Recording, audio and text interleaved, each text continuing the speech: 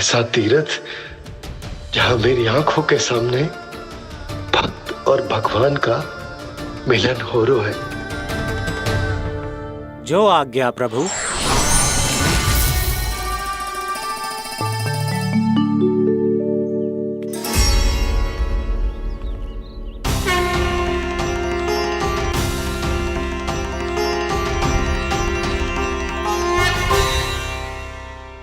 बाबा, कान्हा, ये सब क्या चल रहा है? पहले काग भुसुंडी जी और फिर जे नारद जी। क्या योजना बना रहे हो तुम? कान्हा, बता ना लल्ला, क्या सोच रहे तू? कान्हा देख, अगर तुझे अपने बाबा को ना बताना हो ना, अपने भक्त को बता दे। क्या सोच रहे हो लल्ला? क्या करने वाले हो आप?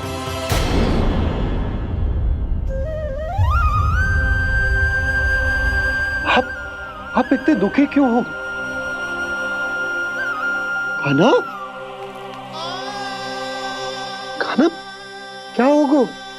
क्योंकि मुझे आभास हो गया है बाबा, समय आने वाला है। कौन सा समय आने वाला है लल्ला? इसीलिए सब कुछ बदलने वाला है। भैया को मेरा सत्य पता चल जाएगा बाबा।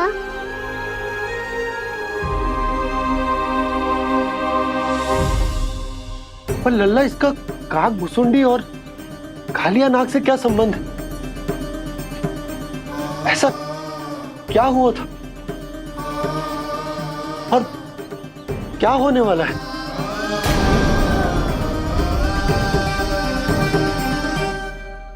जो होने वाला है बाबा, उसका संबंध उससे है जो सैकड़ों वर्ष पहले हुआ था। महर्षि भृगु के एक वंशज थे वेद शिरोमणि, जो विंध्याचल की पहाड़ियों में साधना कर रहे थे। तभी वहाँ अश्वशिरा नाम के एक दूसरे मुनि आमंत्रण के बिना ही आ गए। कितना सुंदर और शांतिपूर्ण आश्रम है। यहाँ प्रभु की साधना करने में बहुत आनंद आएगा।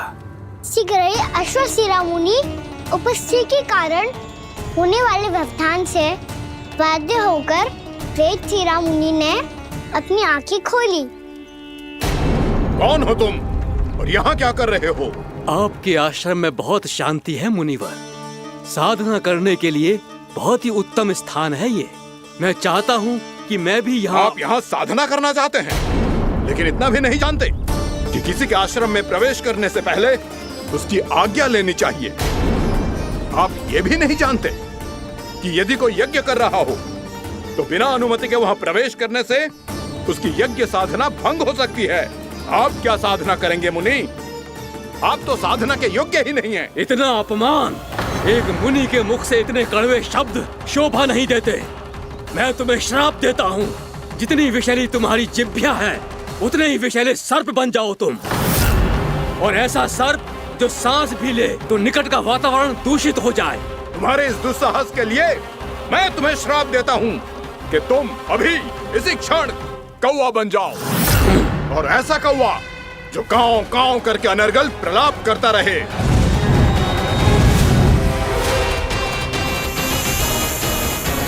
ये मैंने क्या किया? ये मैंने क्या किया? क्रोध के कारण दोनों ने एक दूसरे को श्राप दे दिया।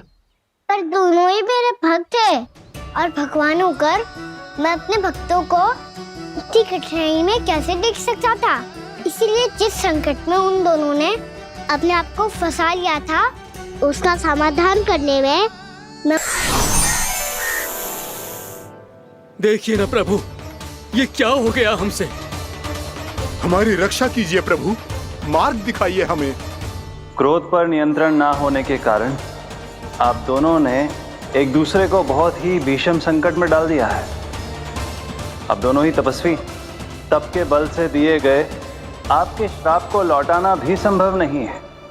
प्रभु कोई तो उपाय होगा, हम आपके शरण में हैं प्रभु। अपराध तो हमसे हुआ है प्रभु, पर अब आपसे ही आशा है। कुछ ऐसा कीजिए भक्त वत्सल, जिससे हम दोनों के श्राप का प्रभाव कुछ कम हो जाए। आप दोनों ही मेरे भक्त हैं, इसीलिए आपकी पीड़ा का निवारण करने का एक उपाय है मेरे पास। वेद शिरामुनि, जब आप कालिया नाग बनेंगे तो आपको मेरे चरणों को अपने शीश पर धारण करने का सौभाग्य मिलेगा। और अश्र शिरामुनि, आप काग योनि होने के बाद भी आप श्रेष्ठतम ज्ञान और सर्वाधिक यौगिक सिद्धियों के स्वामी होंगे और प्रवचन दिया करेंगे। इसके बाद अश्वशिरा मुनि काकभूषुंडी बन गए, जिन्होंने आगे चलकर स्वयं गरुड़ देव को रामायण सुनाई। और मुनि वेदशिरा महर्षि कश्यप और देवी कत्रियों के पुत्र कालियानाग बनकर जल में, और अब वही कालियानाग जमराज में, जिनके कारण जानकी के प्राण लगभग चले ही गए थे। अब कालियानाग को उचित स्थान पर भेजने का समय आ गया है बाबा। पर ये तो अच्छी बात है कान्हा, वेदशिरा मुनि को दिया हुआ तुम्हारा वचन भी पूरा हो जाएगा, जमुना जी की शुद्धि भी हो जाएगी। इस सब के बाद भी तुम दुखी क्यों हो? क्योंकि इसके बाद मैया के सामने मेरा रहस्य खुल जाएगा बाबा। उन्हें पता चल जाएगा कि उनका बालक कोई साधारण बालक ना है। भविष्य में जो होने वाला है उसे सबके सामने घटने से रोकना मेरे लिए भी संभव ना होगा। मैया को सब पता चल जाएगा। क्या पता चल जाएगा रे मुझे?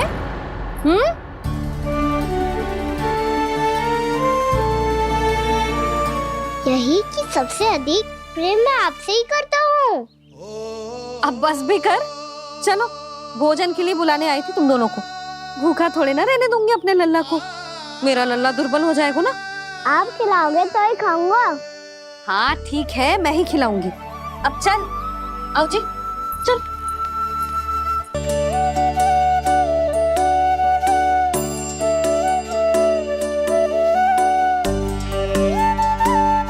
मैया खेलो ना मेरे साथ। मैया सुनो ना, मेरी बात ना मानोगी? अभी बहुत कार्य पड़े लल्ला, देख जानकी को औषधि भी देने जानो है ना। औषधि मैं दे दूंगा, फिर तो खेलोगी ना आप मेरे साथ। पिछले कुछ दिनों से अपनी मैया का अधिक से अधिक प्रेम पाने का प्रयास करो है कान्हा। इसका तो एक ही अर्थ हो सकता है कि कछु बहुत बड़ो होने वालों है। कान्हा रुक जा लल्ला। कान्हा क्यों तंग कर रहा है? मैया को पहन लेना। कान्हा, कान्हा, ये क्या करो तूने?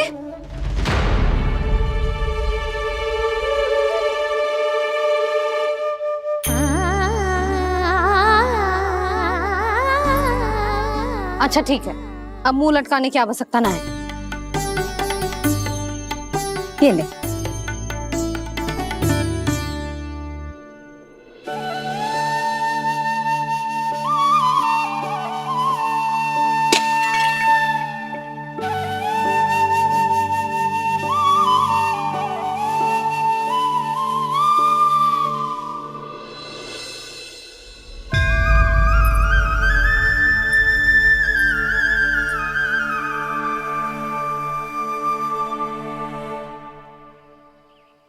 तंग करे मैया को खिजाए, खेले रूठे मनाए,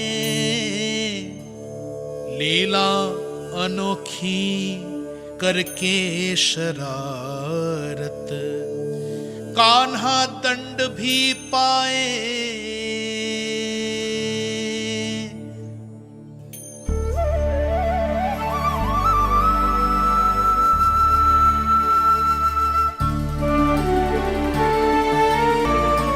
रूठना मनाना, खेलना खिलाना, पहले शरारत करके क्रोध दिलाना और फिर क्षमा मांग लेना, ये सब जानबूझकर कर रहे है कान्हा, जैसे जीवन भर के लिए अपनी मैया की ममता को अपने हृदय में समेट कर रखना चाहते हो। कैसे कैसे करूं उस कालिया से मित्रता, कैसे करूं उसका उपयोग?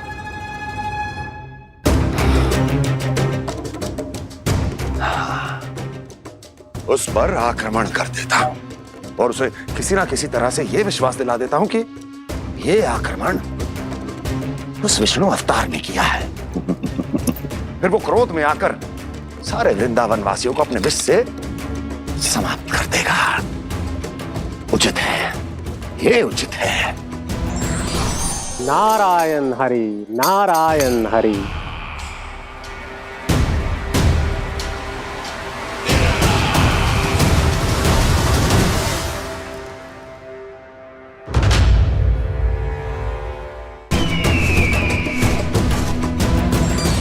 नारायण हरि, नारायण हरि।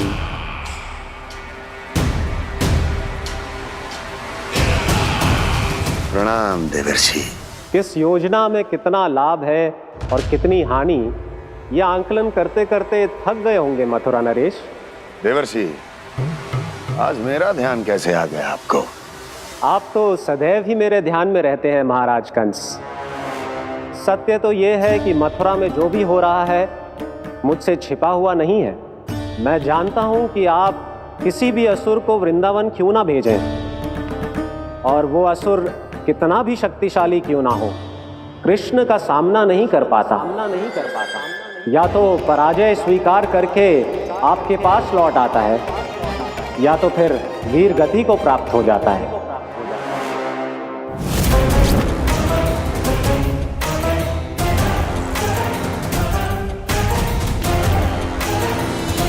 वाह, मुझे मेरी असफलताएं स्मरण कराने आए हैं, मेरे घाव को खुरेदने आए हैं, उन पे नमक छिड़कने आए हैं। मित्र को शत्रु समझने की भूल मत कीजिए महाराज कंस। मैं तो आपकी सहायता करने आया हूं। हाँ, और मेरी सहायता। कृष्ण विष्णु अवतार है, आप विष्णु के भक्त हैं। मैं हूं विष्णु द्रोही, फिर भी तो आपके आराध्य को हानि पहुंचाना चाहता है, उसकी सहायता करना चाहते हैं आप। क्या आप निश्चित रूप से कह सकते हैं कि आप ब्रह्मांड के सभी नियमों को अच्छी तरह समझते हैं? अवश्य। आपके लिए बस इतना ही जानना पर्याप्त होगा कि मैं जो कुछ भी कर रहा हूं उसके लिए मेरे व्यक्तिगत कारण हैं। मैं तो बस आपके हित में पिछली बार की तरह एक सुझाव लेके आया था, पर यदि आप मेरा सुझाव सुनना भी नहीं चाहते तो आपकी इच्छा। नारायण हरि, नारायण हरि। कारण चाहे जो हो, इनके पिछले सुझाव के कारण ही आज मेरे शत्रुओं की संख्या कम है। अन्यथा मैं देवकी के अन्य पुत्रों को भी जीवित छोड़ देता, और आज वो सब अपने भाई के साथ मिलकर उसकी शक्ति को अनेक गुना बढ़ा देते। ठहरिए देवऋषि,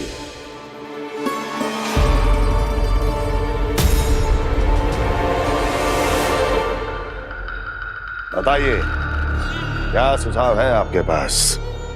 मेरे सुझाव का नाम है कालिया नाग।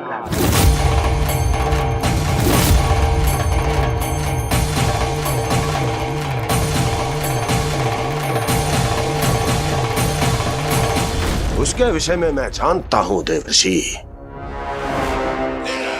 तो समस्या यह है कि मैं स्वयं उससे मिलने नहीं जा सकता, उससे भेंट नहीं कर सकता। उस कृष्ण की हत्या के लिए उसको वृंदावन जाने के लिए तैयार नहीं कर सकता।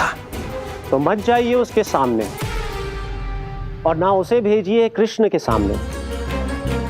हर बार आप किसी न किसी असुर को अपने शत्रु के क्षेत्र में भेजते हैं, जहां शत्रु उसका सामना करने के लिए पूरी तरह से तैयार होता है और आपका असुर मारा जाता है। इस बार शत्रु को युद्ध स्थल चुनने का अवसर मत दीजिए महाराज।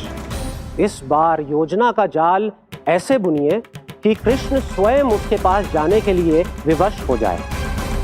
कालियानाग स्वयं काल है, मृत्यु का दूसरा नाम है। उसके विष का उपयोग अपने लाभ के लिए कीजिए महाराज। वैसे कालिया के विष की अधिकता का अनुमान तो होगा ही आपको।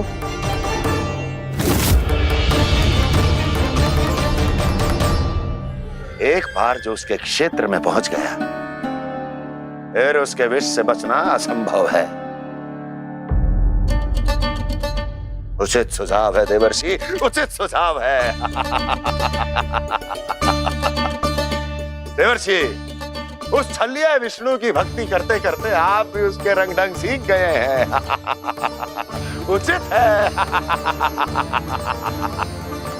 उचित है।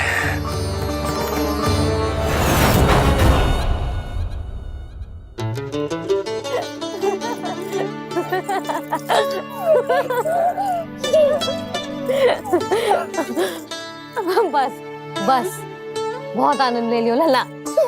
बस अब दूध पी ले। ठहर ठहर, गर्म है। जी ले ले।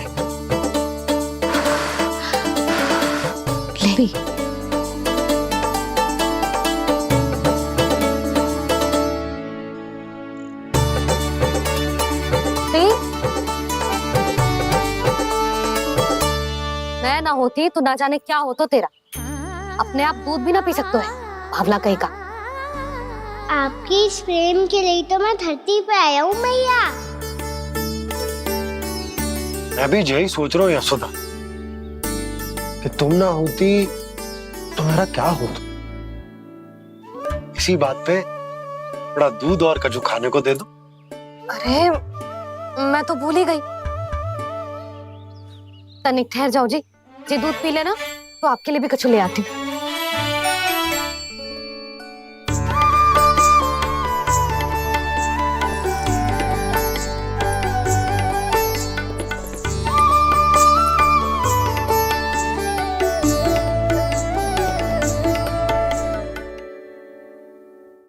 प्रणाम महाराज। आपकी आज्ञा के अनुसार बिल्कुल वैसा ही पत्र तैयार किया है जैसा आप चाहते थे।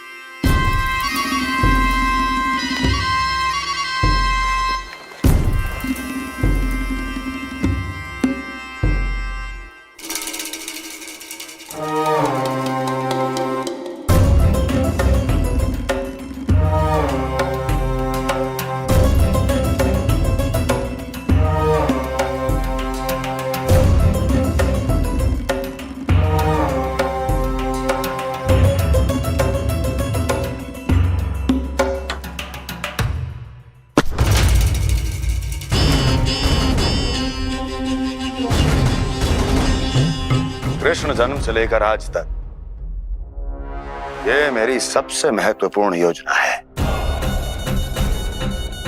इसका सफल होना निश्चित है दूत, किंतु केवल वही करना जैसा मैंने कहा है। जाओ।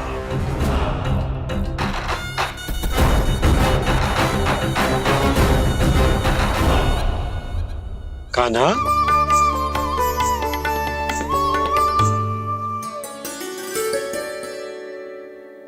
क्या होगा? बाबा मैं चाहता हूँ कि मैया की स्वमता क्रिस्टल फ्रेम की वर्षा मुझ पे सरतेव ऐसे होते रहे। वो तो होती रहेगी लल्ला। अपने लल्ला के लिए किसी मैया का प्रेम कभी कम हो सकता है भला? नंदराज, वो मथुरा से एक दूत आयो है महाराज कंस का राजपत्र लेके।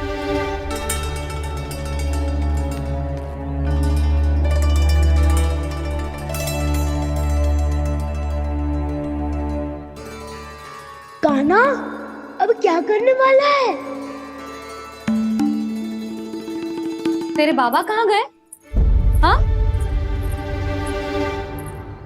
कंस मामा का खेल आरंभ हो गया है, पर मैया वो सब सुनेगी तो व्यर्थ चिंतित हो जाएगी।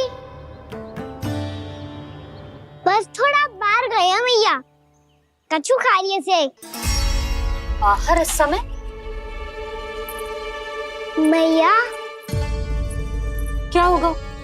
मैया देखो ना, पीठ पे कछु हो रहा है। मेरा हाथ ना पकड़ो, आप करो ना। दिखा यहाँ। क्षमा करना मैया, पर अभी बाबा को ही संभालने दो ये सब। कहिए, क्या संदेश लाए हैं आप? नहीं नंदराज नहीं। महाराज कंस का आदेश है कि ये संदेश सभी गांव वालों के साथ ही पढ़ा जाए। ठीक है, मैं गांव वालों के सामने पढ़ दूंगा, पर मुझे तो दीजिए पढ़ने के लिए। महाराज की आज्ञा का पालन करना आपके लिए भी आवश्यक है नंदराज। सभी गांव वासियों की सभा बुलाइए। बंसी, सभी गांव वालों की सभा बुलाओ। राजपत्र में ऐसा क्या संदेश भेजो है कंस ने? अब मेरे पत्र को पढ़कर सब भौचक के रह जाएंगे। और वो कृष्ण, उस कृष्ण के पांव के नीचे से तो भूमि खिसक जाएगी, आकाश फट पड़ेगा, बिजलियां गिर जाएंगी। प्राप्ति, ओ प्राप्ति, कंस का पत्र। स्वयं को बहुत अधिक शक्तिशाली समझता है ना वो। अब देखता हूं कैसे वो इस महासंकट का सामना करता है। वो कृष्ण, वो अपनी मृत्यु स्वयं चुनेगा या मृत्यु की वेदी पर चढ़ा देगा। प्रिय वृंदावन वासियों को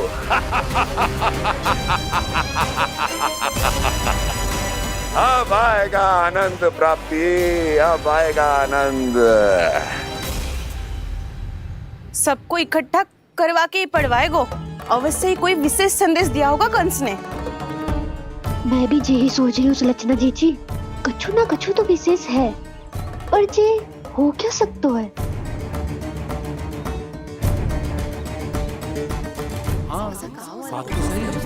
ऐसा कहा हो सकता है? सभी गांव वासियों के सामने कहा जाए, कछु तो विशेष अवश्य लग रहा है। बाहर तक कोलाहल क्यों हो रहा है? मैया, मैया, अब क्या होगा? मैया देखो ना, सर पे कछु हो रहा है। लल्ला, नारायण ने तुझे हाथ दिए हैं ना? पीठ की बात अन्य थी। अपने सिर की सेवा स्वयं कर। सर पे तो हाथ पहुंच रहा है ना?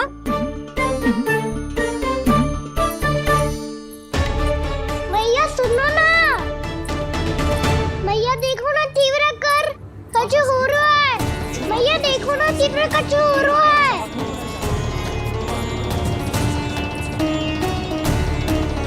सब लोग आ चुके हैं, अपना संदेश सुनाइए आप। गोपराज नंद और सभी वृंदावन वासियों को सूचित किया जाता है कि मथुरा अधिपति और आप सभी के महाराज कंस ने कल सुबह भव्य पूजा का आयोजन किया है। इसके लिए राज्य को वृंदावन के क्षेत्र के निकट यमुना नदी के मध्य में खिलने वाले 1 कोटि कमल के पुष्पों की आवश्यकता है। इसीलिए आप सभी को यह आदेश दिया जाता है कि ये सभी कमल के पुष्प प्रथम पहर से पहले राजसभा में पहुंचा दिए जाए। वो भी प्रथम पहर से पहले कैसे हो सकते हैं? यदि आप ऐसा करने में असफल रहे तो इसे राज आज्ञा का उल्लंघन माना जाएगा और राजद्रोह के आरोप में आप सभी को कड़े से कड़ा दंड दिया जाएगा। स्मरण रहे, यदि कल की पूजा में इन 1 कोटि कमल के पुष्पों का ना पहुंचने के कारण कोई व्यवधान आया तो समस्त वृंदावन वासियों को दोषी माना जाएगा और पूरे गांव को निवासियों सहित धूल में मिला दिया जाएगा। कल प्रथम पहर तक का ही समय है आप सबके पास।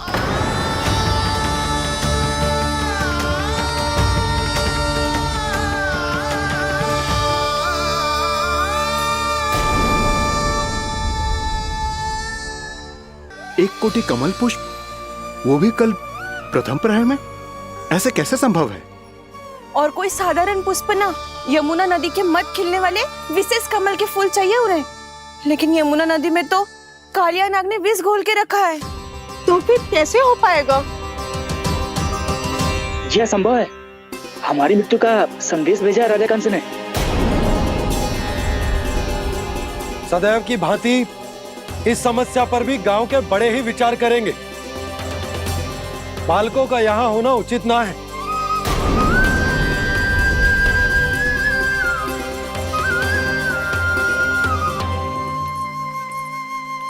लल्ला ले जे गेंद ले, जा अपने सखाओं के साथ खेल। सुबह उज्जवल, मधुमंगल वसंता, देखो भैया ने क्या दिया है। चलो खेले, बहुत आनंद आएगा आज।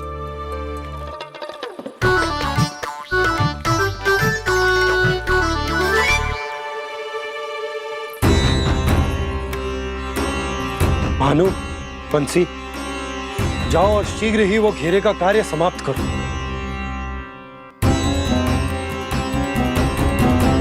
पर कछु ना कछु तो करना पड़ेगा ना। पर हम कर ही क्या सकते हैं? पुष्प लाने को और कोई उपाय है भी तो ना। मैं चला जाऊंगा जमुना जी में। वैसे भी मेरे जीवन के कितने दिन शेष बचे हैं। गांव के लिए, समाज के लिए कुछ करके मरूं, तभी तो शांति मिलेगी। ना काका, यदि आप उस विषैले जल में छलांग लगा भी दोगे, किंतु 1 कोटि कमल पुष्प एकत्रित कर पाना आपके लिए संभव ना है। इससे अच्छा है कि मैं चला जाऊं। यदि मैं मर भी गया तो मेरे पीछे रोने वाला कोई ना है। किसी को कहीं जाने की आवश्यकता ना है। गोप नरेश होने के नाते ये मेरा कर्तव्य है कि मैं आप सबकी रक्षा करूं। नंदराज, आपको जाना है तो जाओ। हरिया, काका, भैया सब चले जाओ। लेकिन आपको पता है वहाँ का जल कितना विषैला है। आप लोग एक क्षण भी जीवित नहीं रह पाओगे। फिर कैसे इकट्ठा करेंगे 1 कोटि कमल पुष्प? आप बात तो सही कह रही हैं शांति। उस दुष्ट कंस ने ऐसी मांग रख के हम सबको फंसा दिया। हम में से कोई भी क्यों ना चला जाए और इस संकट का समाधान ना निकले को। कान्हा, बताना कौन सा खेल खेले? गेंद पकड़ खेलते हैं। पर एक बात सुन लो सब, कोई भी तीव्र गति से ना फेंकेगा गेंद को। भैया ने फ्रेम बनाई है मेरे लिए। सब तैयार हो?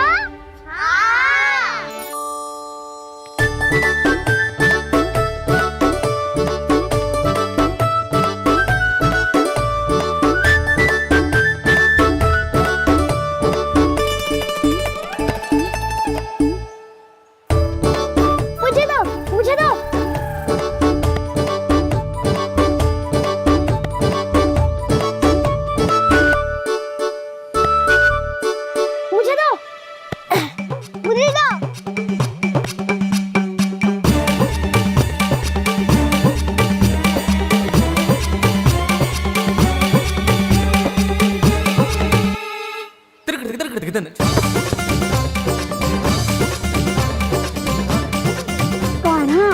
इतनी धीरे से फेंकेगो तो कैसे आनंद आएगो? थोड़ा बल लगा के फेंक। हाँ कान्हा, हम अभी बड़े हो गए हैं, तू अब भी छोटे बालकों की तरह फेंक रहे है।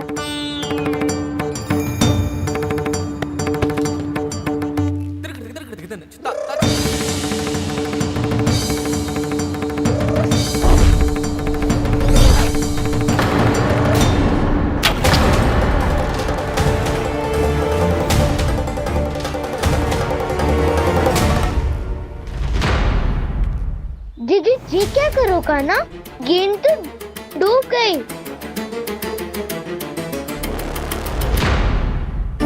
अच्छा, तो ये सब इसकी योजना का भाग था ताकि ये कालिया का सामना कर पाए। तुम सबने तो कही थी तीव्र गति से फेंको। देखो फिकवा दी ना मेरी गेम। मुझसे नदी में। अब मुझे जाके लानी पड़ेगी। रुक जा कान्हा, रुक जा कान्हा। जी क्या बोल रहे थे कान्हा? इसमें तो बहुत संकट है। कोई भी संकट मेरी मैया का उपहार खोने से बड़ा ना है। बहुत प्रेम से बना के उन्होंने दी थी। हे नारायण, कोई उपाय समझ में ना आ रहा है। मैया, हम कैसे करेंगे हम अपने गांव की रक्षा? कीड़े पड़ेंगे उस दुष्ट को। यदि उसके कारण किसी के प्राण चले गए तो कौन सा फल मिलेगा उसे इस पूजा का? तुम सही कह रही हो यशोद। हमारे पास कोई और दूसरा विकल्प भी तो ना है। यदि हमने मथुरा की राज आज्ञा का पालन ना किया तो इसका दुष्परिणाम पूरे गांव को भुगतना पड़ेगा।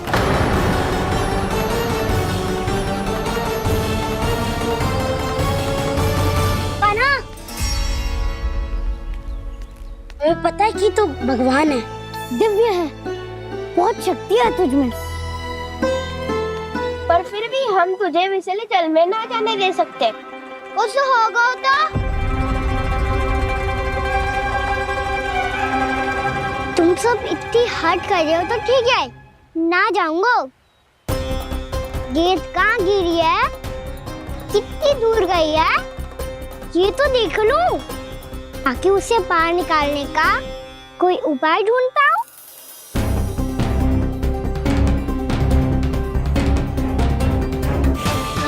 हाँ।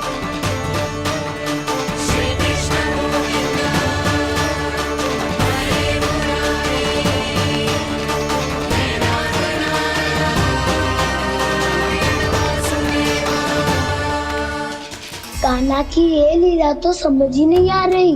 पहले इसने देवश्री नारद को मथुरा जाकर कंस को भड़काने के लिए कहा, फिर स्वयं ही दुखी भी हो गया कि अब इसका रहस्य सबके सामने खुल जाएगा।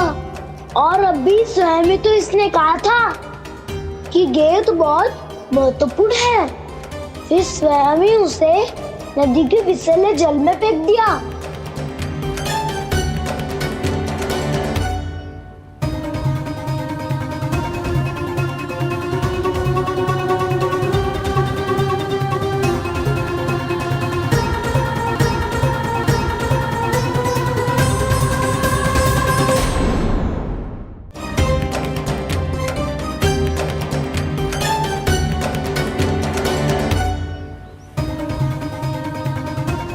कान्हा, तू ऊपर क्यों चढ़ रहा है?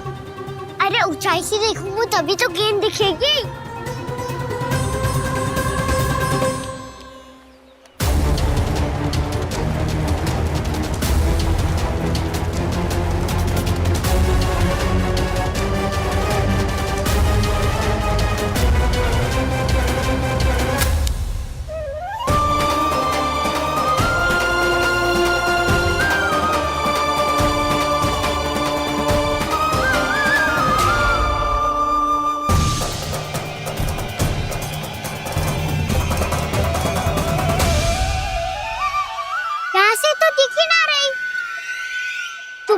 वहीं से फेंकी थी ना?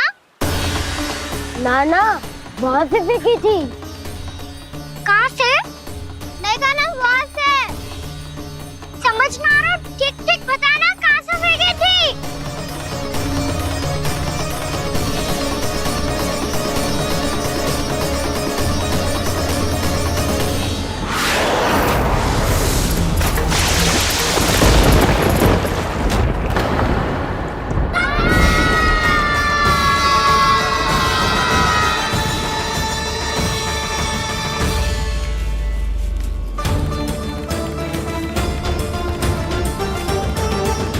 कालिया नाग के क्षेत्र में जाकर कोई भी जीवित वापस ना लौट सको है।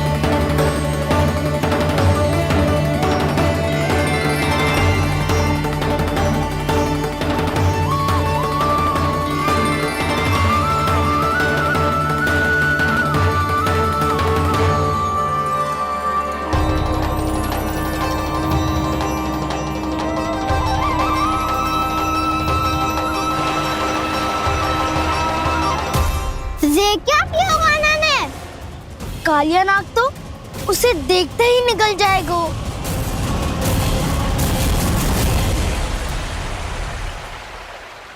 तो आरंभ से अब तक सब कुछ उसकी लीला का ही भाग था।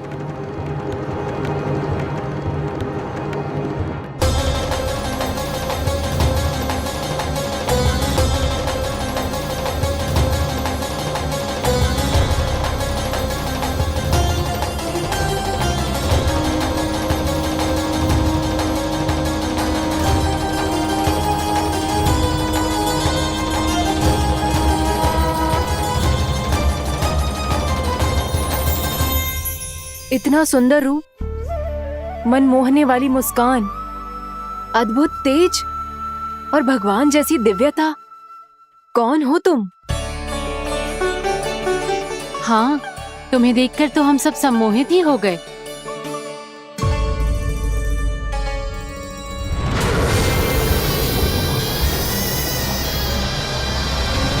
तुम जो भी हो बालक, वापस लौट जाओ।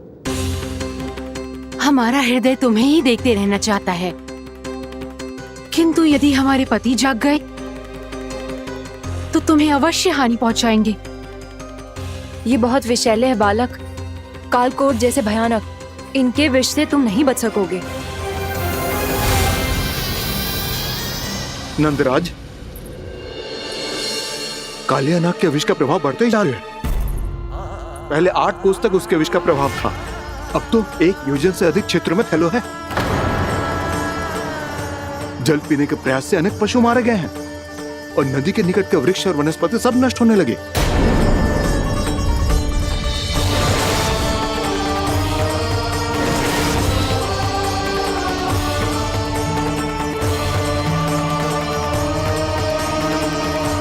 इनके विष की तीव्रता इतनी अधिक है बालक कि इनके संपर्क में आने वाले को तड़पने का भी अवसर नहीं मिलता।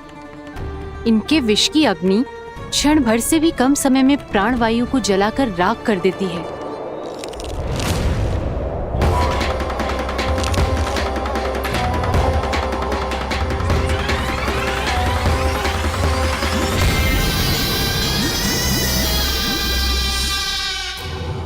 तब तो समस्या और भी गंभीर हो जाएगी। मैंने तो सुनो है कि कालिया नाग कम से कम 2 योजन लंबा है, सैकड़ों फन है उसके।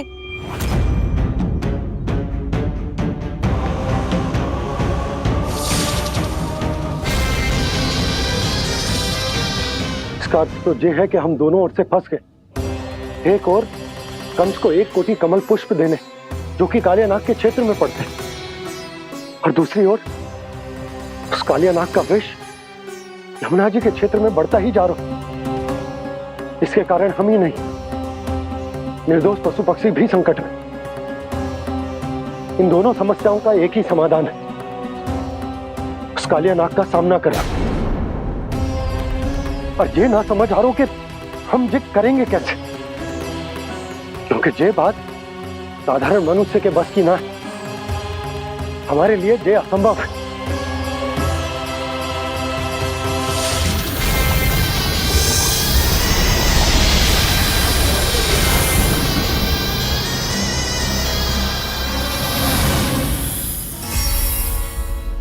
अब तो तुमने अपनी आंखों से भी देख लिया बालक, ये कितने विषैले हैं।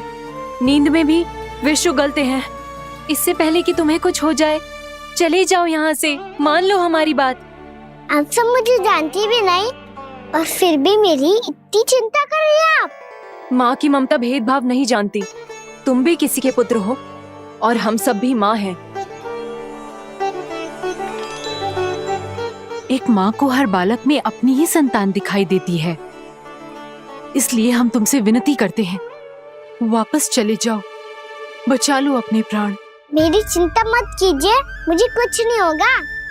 होगा, अनर्थ होगा यदि ये उठ गए तो।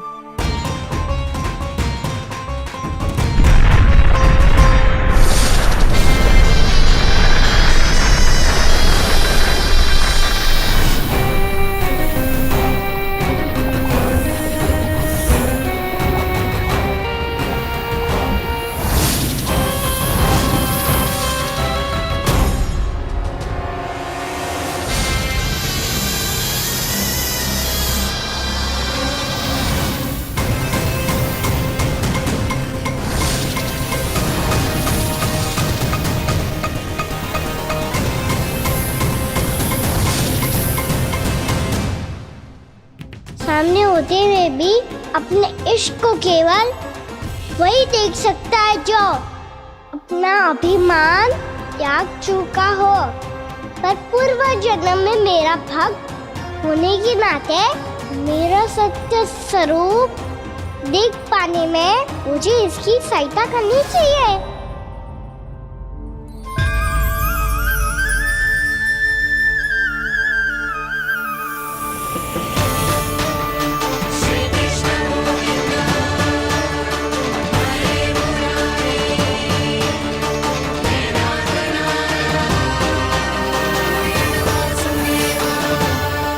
देखो हमारा छोटा सा कान्हा कैसे डट के खड़ा है, इतने विशालकाय, इतने महाभयंकर सबके सामने।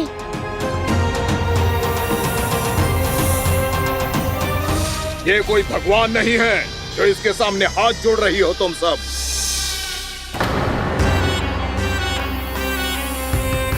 एक सामान्य साधारण बालक है ये, जो ये तक नहीं जानता कि इसके सामने है इसका काल, कालिया।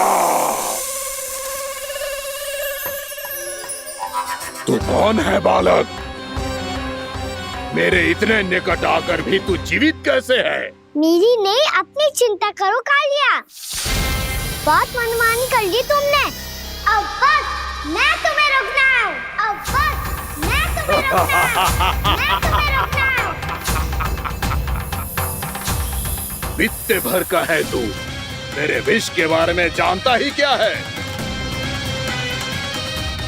और कहता है मुझे रोकने आया है। किससे? किससे रोकना चाहता है तू मुझे? मुझे क्रोध दिलाने की भूल मत कर बालक। अपनी फुंकार से ही तेरी इस मुस्कुराहट को अंतिम मुस्कुराहट बना सकता हूं मैं। शीघ्र बता, कौन है तू और किसने भेजा है तुझे? तुम्हें आवाज भी है कि अपनी पुकारों से तुम कितना विष भूल चुके हो। पवित्र यमुना नदी को कितना दूषित कर दिया तुमने। और यही नहीं, तुम्हारे कारण निकट के जीव जंतुओं, वृक्ष, वनस्पतियों सबको हानि पहुंच रही है। तो क्या? मुझे उससे क्या? मुझे है आपत्ति है मुझे तुम्हारे इस व्यवहार से, और इसीलिए तुम्हें यहाँ से जाना होगा। यहाँ से जाना होगा।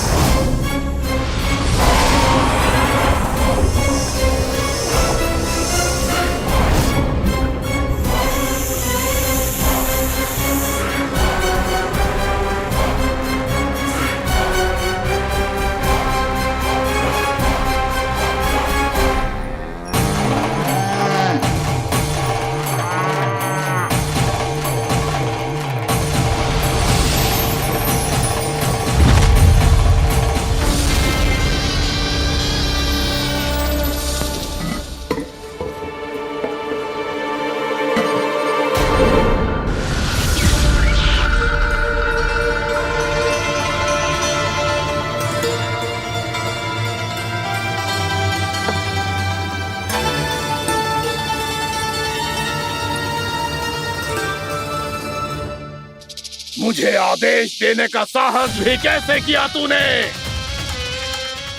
इस क्षेत्र को मैंने अपना राज्य बनाया है, मेरा परिवार रहता है यहाँ, और तू मुझे यहाँ से जाने के लिए कह रहा है?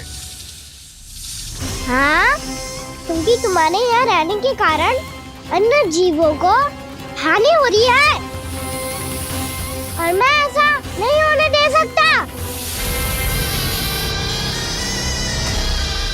मैं तो बस वही कर रहा हूँ जो एक सर्प का स्वभाव है। विष फैलाना स्वाभाविक है मेरे लिए, इसलिए मुझे चुनौती मत दे बालक। चुनौती तो मैं दे चुका हूँ कालिया। अब तो बस तुम्हें स्वीकार करनी है।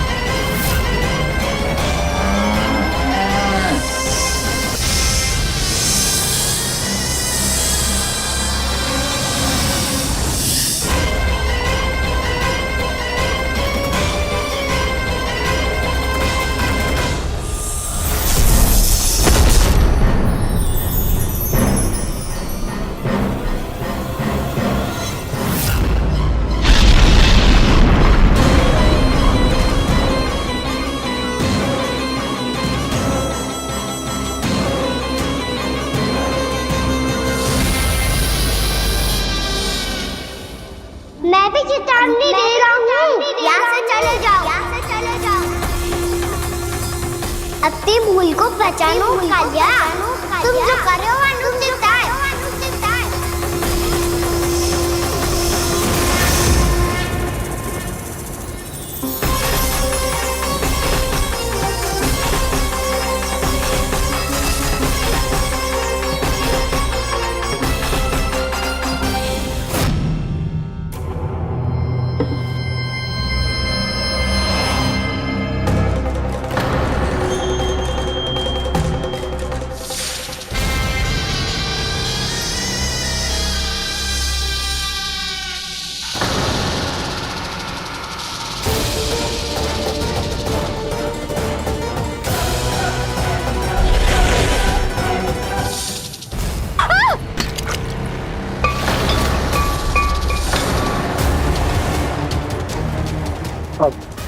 मैं आता हूँ। क्या हो गया सुधा? मुझे आवाज हो रहा है जी, कछु ना कछु गड़बड़ है। यशोदा, जो समस्या हमारे सामने है, हम सभी उसका समाधान खोजने में जुटे। तो तुम विश्वास करो, मैं कोई ना कोई समाधान अवश्य ढूंढ लूंगा। हम कैसे भी करके वो कमल के पुष्प उस कंस तक पहुंचा देंगे। नाना, समस्या उससे कहीं अधिक है, उससे कहीं अधिक बड़ी, उससे कहीं अधिक भयानक है।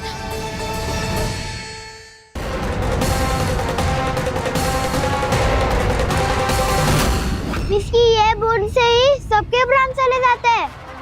इसने तो विस्की धारियां फेंकी है खाना पे।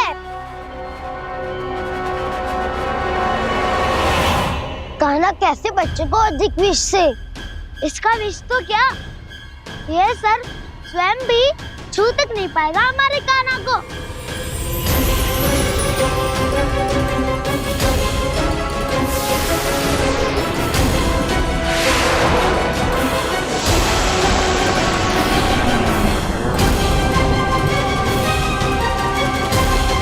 तुम्हारे सखा को, मेरे भाई को कोई हानि नहीं पहुंचा पाएगा। ये कान्हा का सत्य चाहे जो हो बलराम, पर अभी तो जो एक बालक ही है ना।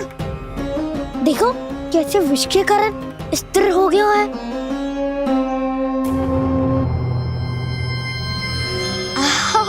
हाउ सर्फ ने कितनी आसानी से अपनी पूंछ से बांध लिया है। मुझे यहाँ से भगाना चाहता था ना तू? अब मैं तुझे दिखाऊंगा अपना सामर्थ्य। ये मूर्ख किसे बांधना चाहता है अपनी पूंछ में? उन्हें जिनका विस्तार सारे ब्रह्मांड में है, या उन्हें जो स्वयं अनंत है? पर देवराज, प्रभु ऐसा करने ही क्यों दे रहे हैं कालिया को? आप सब भूल रहे हैं देवगण। कालिया पूर्व जन्म में प्रभु का बहुत बड़ा भक्त था। उसी भक्ति का फल मिल रहा है अब इसे। वैसे भी भक्तों के मन का भाव सबल हो तो भगवान तो सहज ही बंध जाते हैं।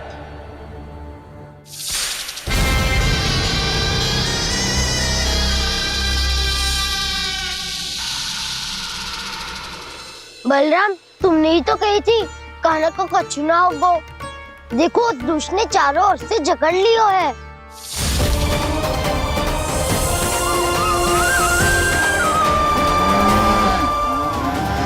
ये क्या कह रही हो तुम? जसोदा जी, क्या हुआ? घबरा क्यों रही हो आप?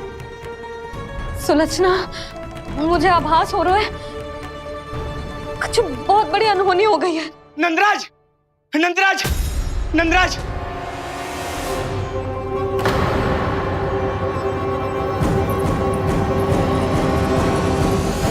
नंदराज, कान्हा ने जमदग्नि नदी में छलांग लगा दी है।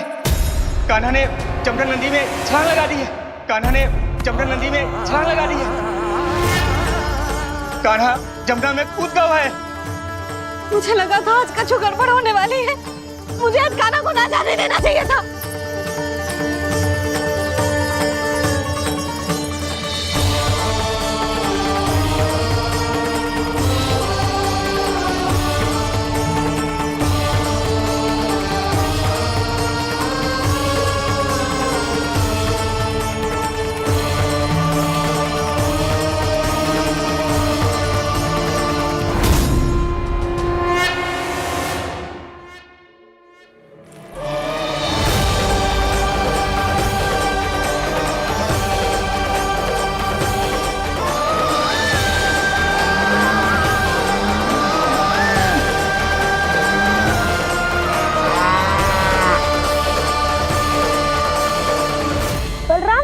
तो करो ना।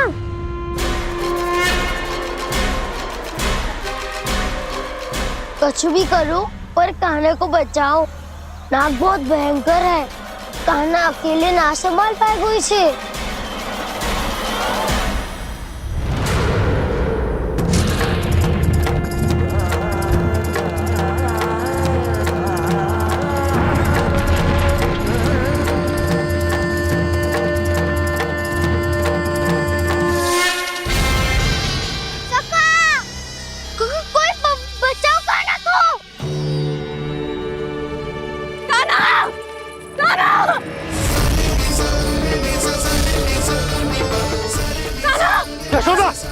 यशोदा रुको। छोड़ दो मुझे, छोड़ दो मुझे। जीजी संभालो, बावली हो गई क्या?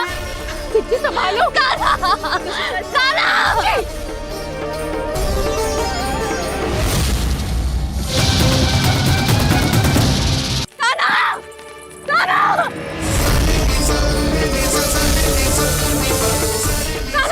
यशोदा, यशोदा रुको। छोड़ दो मुझे, छोड़ दो मुझे। जीजी संभालो, बावली हो गई क्या? जीजी संभालो। देखो अब कैसे तुम्हारे अस्थियों को तोड़कर छोटे छोटे टुकड़ों में बदल दूंगा मैं।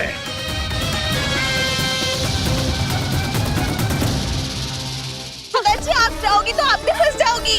अपने लल्ला के लिए मैं किसी भी संकट का सामना करने के लिए तैयार हूँ। छोड़ो ना यशोदा, हमें कोई और उपाय खोजना पड़ेगा। कोई और उपाय? आप देख ना रही मेरा कान्हा किस दशा में है। कान्हा मैया के वश में नहीं है, नहीं तो ये अपने लल्ला के लिए साक्षात काल का भी सामना कर ले। ये तो केवल कालिया नाग है। हे नागराज, आप मेरे प्राण ले लो पर कान्हा को छोड़ दो। ना नागराज, आप मेरे प्राण ले लो, मैं विरोध भी ना करूंगी। ना नागराज, आप मुझे मार दो पर मेरे कान्हा को छोड़ दो। ना ना ना ना नागराज, मेरे प्राण ले लो। हमारे कान्हा से क्या शत्रुता है आपकी? प्रभु के लिए जो प्रेम यशोदा मैया के हृदय में है, वही इन सभी गोपियों के हृदय में भी है।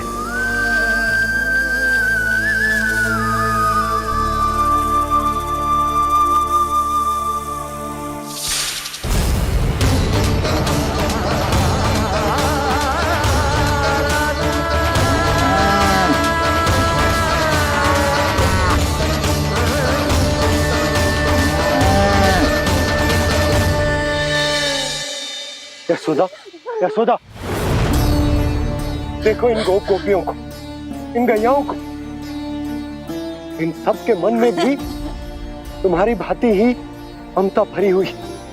वो सब भी कान्हा से उतना ही प्रेम और स्नेह करती है, उतनी ही ममता से भरी हुई है जितनी कि तुम। तो तुम ही सोचो, जिसके साथ इतनी ममता और इतना स्नेह, इतना प्रेम, उसका कोई क्या कर सकता है? उस काले नाग का विष इस सब आशीर्वादों के सामने कछु न है। कछु करो जी। उसे बोलो वो मेरे प्राण ले ले, मेरे कान्हा को छोड़ दे। यशोदा,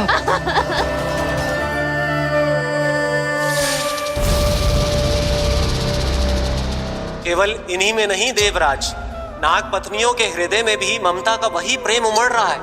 देखिए। मैं आपके हाथ जोड़ती हूँ स्वामी, इस बालक को छोड़ दीजिए। ये अवश्य ही कोई दिव्य आत्मा है स्वामी। हम आपसे विनती करते हैं स्वामी, इस नन्हे बालक को हानि मत पहुंचाइए स्वामी। मेरी पत्नियां मेरे ही शत्रु के लिए विनती कर रही हैं। अब यदि इसके पक्ष में एक शब्द भी कहा तुम सबने, तो मैं इस बालक से पहले तुम सबके प्राण ले लूंगा। हो रहा प्रसन्न नाग कालिया, विजय को निश्चित जान। रोते बिलखते व्याकुल सब, संकट में देख कान्हा के प्राण।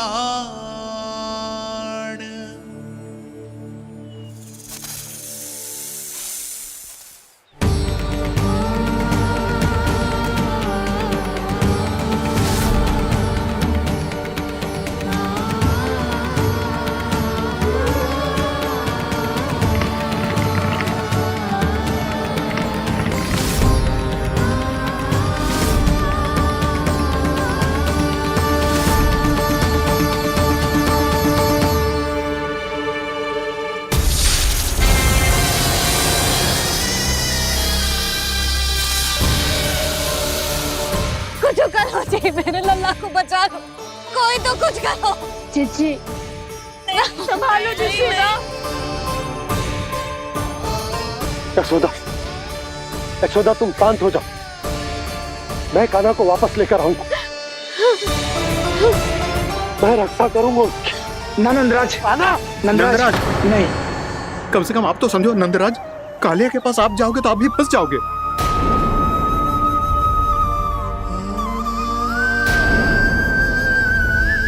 बलराम, तेरा भाई इतनी भीषण संकट में है और तुझे जरा भी दुख ना हो रहा?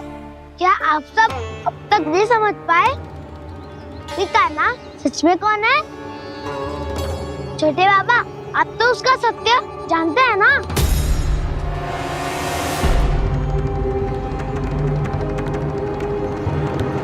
मानता हूँ कि आप सब कान्हा के रहस्य के बारे में नहीं जानते, पर क्या उसके जन्म से आज तक घटी एक से बढ़कर एक विचित्र घटनाओं को भी भूल गए हैं आप सब? भूल गए हैं कि कैसी पूतना जैसी राक्षसी उसका कुछ बिगाड़ नहीं पाई, कैसे तरनावती जैसा भयानक राक्षस उसे एक खरोच भी नहीं दे पाया था।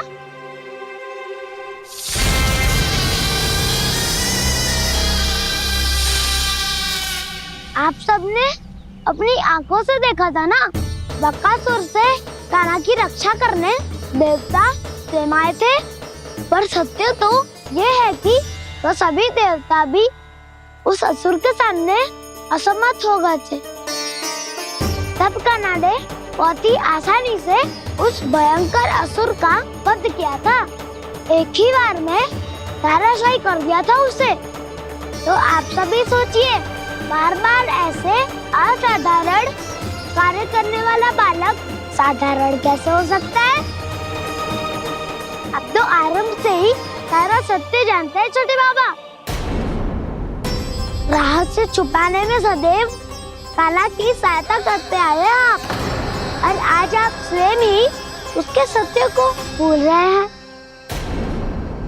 और तुम सब भी तो जानते हो कान्हा की शक्तियों के बारे में, तो क्या तनिक भी विश्वास न आया अपने सखा पे?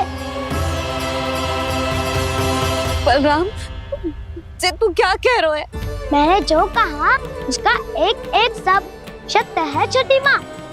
यदि प्रभु की इच्छा हुई तभी कुछ ही क्षणों में सब कुछ अपनी आंखों से स्वयं अनुभव कर लेंगे आप।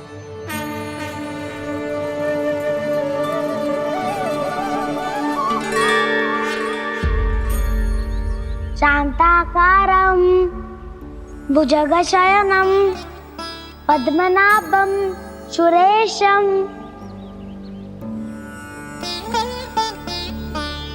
विश्वाधारं गगनसदृशं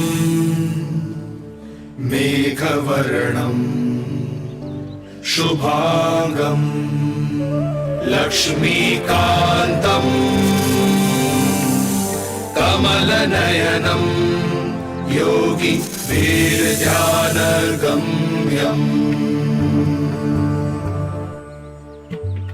वन्दे विष्णुं भवभयहरं सर्वलोकैकनाथम्।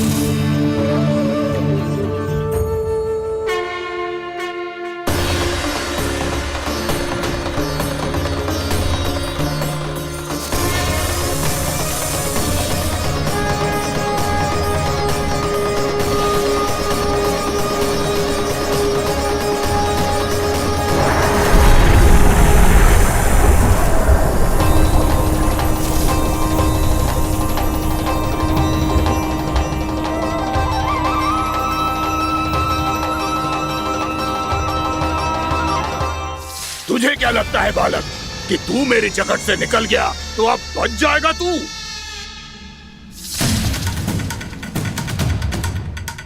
मेरे विष से अपनी प्राण रक्षा करने में सफल रहा, मेरी जगत से भी छूट गया, पर मेरे दंश से नहीं बच पाएगा।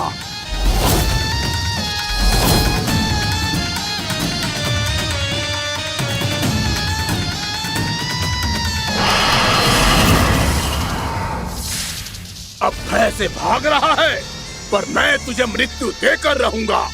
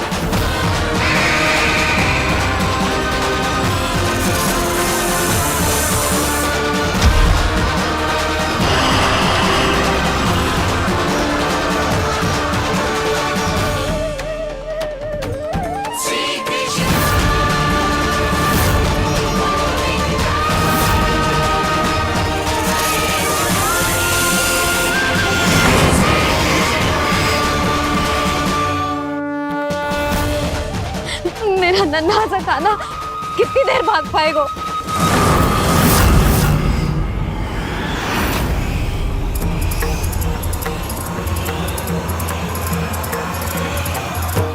और कितनी प्रतीक्षा करोगे मेरी भक्त कालिया? भक्त नहीं, काल हूं मैं तेरा। जब अहंकार का मुकुट बुद्धि को ढक लेता है तो भक्त अपने भगवान को भी नहीं पहचान पाता। व्यर्थ की पहेली में मत उलझा बालक, ना मैं भक्त हूँ और ना तू भगवान।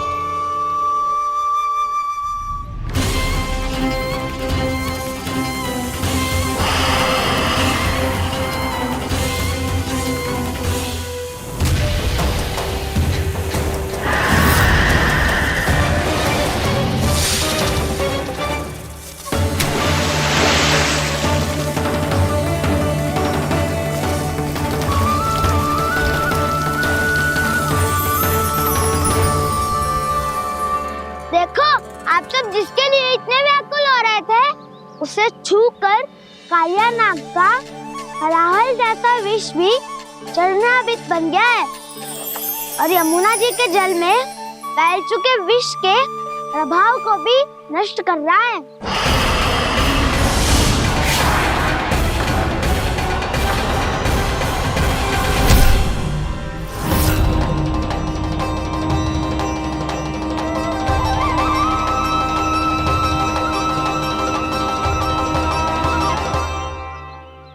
धर्म रक्षक, अधर्म विनाशक प्रभु श्री कृष्ण का कौशल सचमुच आदित्य है।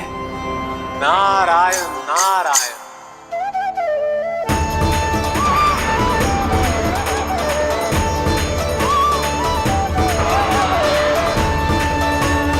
मेरा भार तुम्हारे भीतर के अहंकार का प्रतीक है कालिया।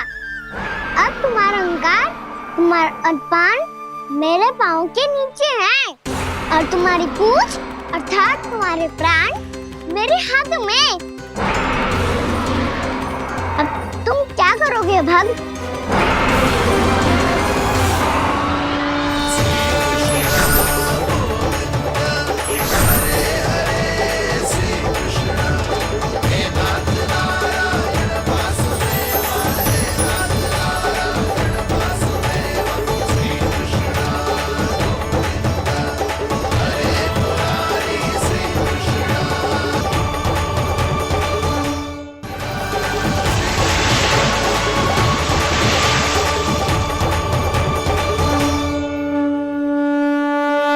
प्रभु, भले ये आपको पहचानने में असमर्थ हो, पर हम सब ने आपको पहचान लिया है।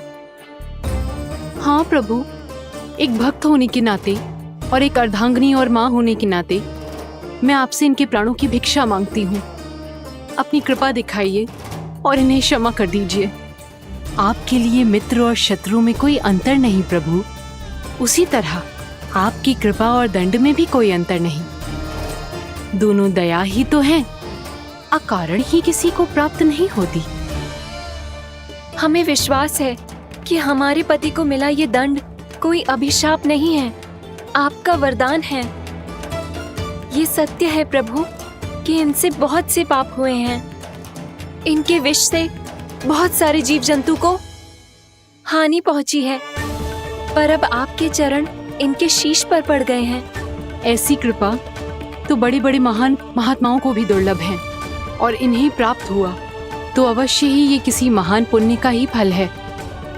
हे प्रभु, उन्हीं पुण्य कर्मों की शक्ति का आह्वान कर मैं आपसे विनती करती हूँ, इन्हें प्राण दान दीजिए। मैं अपने इस भक्त को क्षमा अवश्य करूंगा देवियों, यदि ये अपने अहंकार को त्याग कर मुझे पहचान ले तो।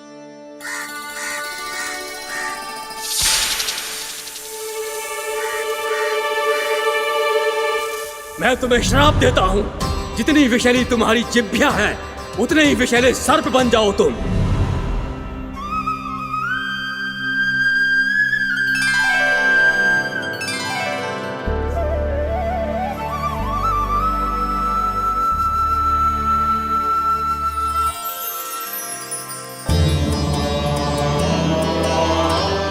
नारायण, मुझे क्षमा कीजिए नारायण। मैं तो आपका परम भक्त था, किंतु मैं आपको पहचान नहीं सका। इसका दंड तो मुझे मिलना ही था, किंतु मैं अब प्रायश्चित करना चाहता हूं। इसके लिए यदि आप मेरे प्राण भी ले लेंगे तो भी मुझे कोई दुख नहीं होगा। मैं अपना जीवन, मृत्यु और अपना अस्तित्व सब कुछ आपको समर्पित करता हूं। तुम्हें तुम्हारी क्रोध के कारण श्राप मिला, जिसे विशाल सर्प के रूप में तुम्हारा जन्म हुआ, और सर्प का तो स्वभाव है विष फैलाना। इसीलिए तुम्हें दंड नहीं दूंगा मैं। शेष सभी अपराधों का पश्चाताप कर लिया, इसीलिए मैं तुम्हें क्षमा करता हूँ कालिया।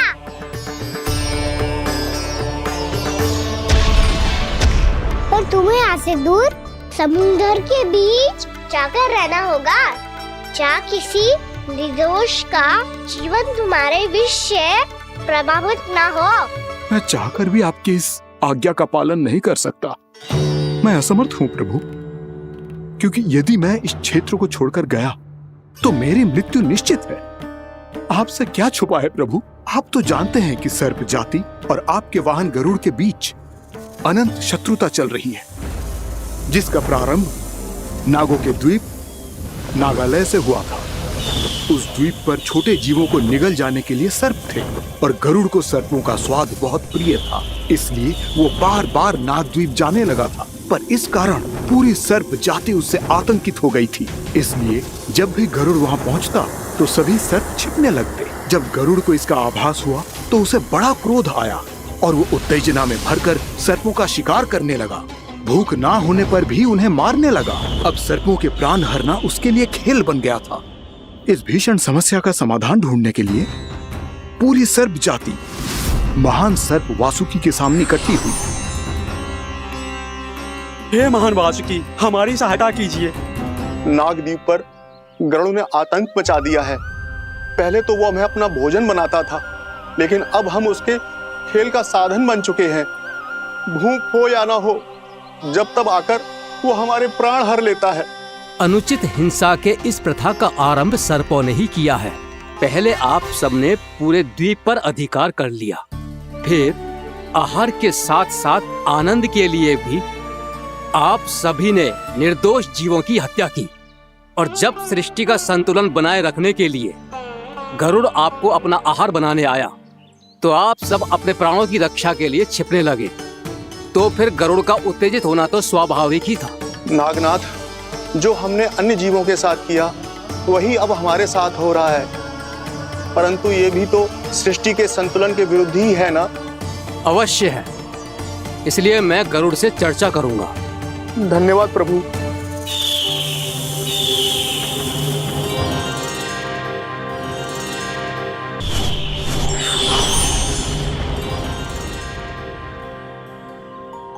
श्री नारायण के वाहन पक्षीराज गरुड़, मैं संपूर्ण सर्प जाति की ओर से आपसे एक निवेदन करने आया हूँ। कहिए, क्या कहना चाहते हैं आप? हे पक्षीराज, यदि आप हम पर ऐसे ही आक्रमण करते रहे तो शीघ्र ही हमारी प्रजाति समाप्त हो जाएगी। इसीलिए हमारी आपसे विनती है, यदि आप उचित समझें तो सर्पों के किसी एक घर से हम आपको एक सर्प प्रतिदिन अर्पित करेंगे। आप उसको आहार बनाइए और अन्य सर्पों को जीवित रहने का अधिकार दीजिए। मुझे स्वीकार है। तब से प्रतिदिन किसी एक घर से एक सर्प गरुड़ के भोजन के लिए भेजा जाने लगा। समय के साथ मेरे घर की भी बारी आई, परंतु मैंने एक बहुत बड़ी भूल कर दी। समय आ गया है स्वामी, आज गरुड़ के आहार के लिए इसे चुना गया है। कौन है यह गरुड़ और क्यों दूं मैं इसे कोई भेंट? स्वामी, सभी सर्प राज्यों और गरुड़ के बीच में यही समझौता हुआ है, हमें इसका सम्मान करना ही होगा। मैंने कोई समझौता नहीं किया, मैंने कोई वचन नहीं दिया और ना ही मैं किसी गरुड़ से भयभीत होता हूँ। यदि इस राज्य में किसी को सर्पों को अपना आहार बनाने का अधिकार है तो वो केवल मुझे है। अब से गरुड़ को दी जाने वाली हर भेंट मुझे दी जाएगी, महाविषधारी महान नागराज कालिया को। यह और कुछ नहीं, मेरा अभिमान था प्रभु, और यह मेरे इस जन्म की सबसे बड़ी भूल थी, क्योंकि फिर जब गरुड़ को इस बारे में पता चला तो। कालिया, अभिमान में आकर तूने अपने काल को ललकारा है। जिस कालिया के नाम में ही काल छिपा है, तू उसे ललकारने का दुस्साहस कर रहा है गरुड़। स्वयं को भगवान विष्णु का वाहन कहता है तो वाहन का ही कर्म कर। स्मरण रख, इस धरती के सर्वश्रेष्ठ योद्धाओं के लिए भी मैं मृत्यु का दूत हूँ। विनाश काले विपरीत बुद्धि। तुझ जैसे मूर्ख सदा इस युक्ति को सार्थक करते आए हैं। अपने विनाश को आमंत्रण किया है तो अब भोग।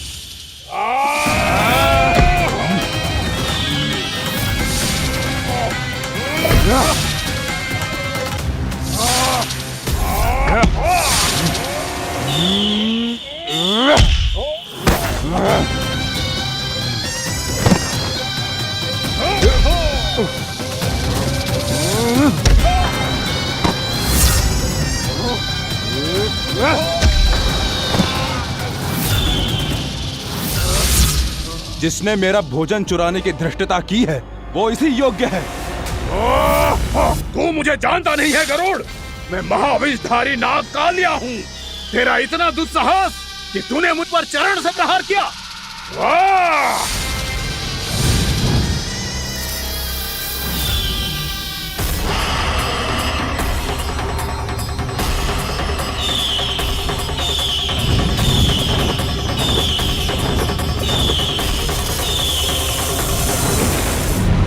मैं अपने अभिमान में भूल गया था कि गरुड़ मुझसे कहीं अधिक शक्तिशाली है।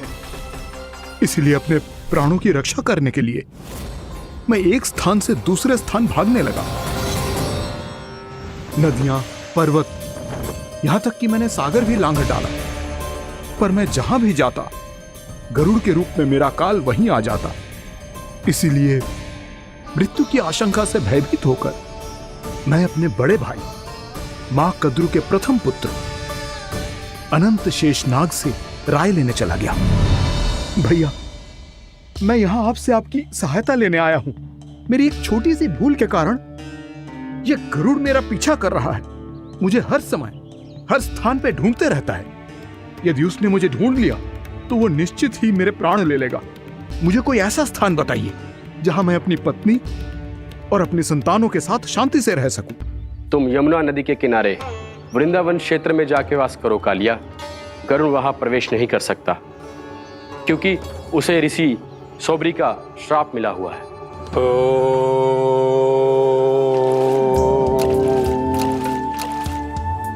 ध्यान और तपस्या का नित्य कर्म करते हुए ऋषि के मन में मछलियों के प्रति प्रेम भाव इतना बढ़ गया कि वो भूल गए सभी जीव खाद्य श्रृंखला का भाग होते हैं और मछलियां भी इस नियम की अपवाद नहीं है। उन्हें मछलियों की अटखेली इतनी अच्छी लगने लगी कि वो इस क्षेत्र के मछुआरों को भी मछली पकड़ने की अनुमति नहीं देते थे।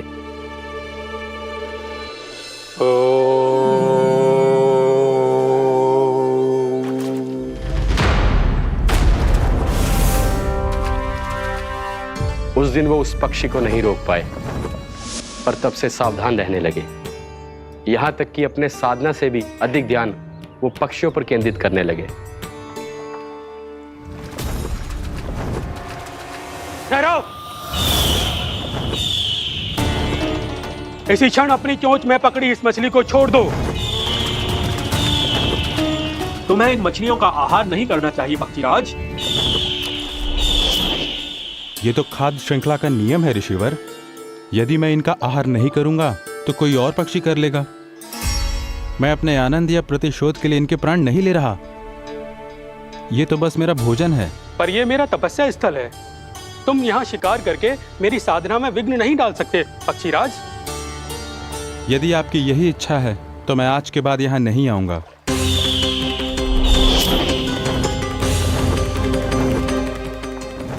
पर आज ये मछली मेरे आहार के रूप में पकड़ी जा चुकी है।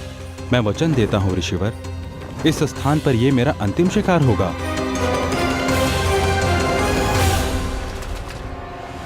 आज के बाद यदि तुमने वृंदावन की निकट उड़ान भी भरी तो तुम सैकड़ों टुकड़ों में फटकर मारे जाओगे पक्षीराज।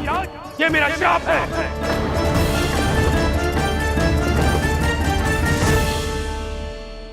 और इसीलिए भैया शेषनाग के सुझाव के अनुसार मैं यहां आ गया। पर अब यदि मैं कहीं और जाऊंगा तो मेरे प्राण नहीं बचेंगे प्रभु। निश्चिंत रहो कालिया, अब से गरुड़ तुम्हें कोई हानि नहीं पहुंचाएगा। अब तुम्हारे फनों पर मेरी पक्षिंग बन गए कालिया, इसीलिए अब से तुम्हें गरुड़ से कोई भय नहीं होगा। निश्चिंत होकर अपने परिवार के साथ गहरे समुद्र में चले जाओ और सुख से शांति से निवास करो। पर ध्यान रहे निर्दोष जीवों को हानि ना पहुंचे। आपने मुझे जीवन दान दे दिया प्रभु।